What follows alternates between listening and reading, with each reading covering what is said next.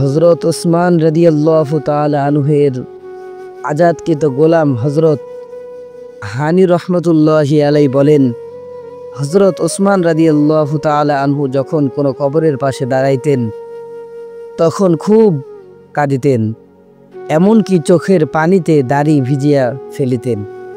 তাহার নিকট আরজ করা হইল, কি ব্যাপার, আপনি জান্নাত ও জাহান্নামের আলোচনায় কাঁদেন না, আর কবর দেখিয়া এত কাঁদেন?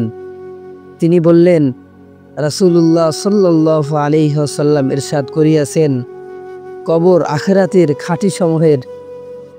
ঘাটিসমূহের মধ্য হইতে প্রথম ঘাটি। যদি বান্দা ইহা হইতে নাজাত পাইয়া যায় তবে পরবর্তী ঘাটিসমূহ উহা হইতে সহজ হইবে, আর যদি এই ঘাটি হইতে নাজাত না পায় তবে পরবর্তী ঘাটিসমূহ উহা হইতে বেশি কঠিন হইবে। রাসূলুল্লাহ সাল্লাল্লাহু আলাইহি ওয়াসাল্লাম ইহাও ইরশাদ করিয়াছেন, আমি কবরের দৃশ্য হইতে ভয়ানক কোনো দৃশ্য দেখি নাই। রাসূলুল্লাহ সাল্লাল্লাহু আলাইহি ওয়াসাল্লাম যখন মৃত ব্যক্তিকে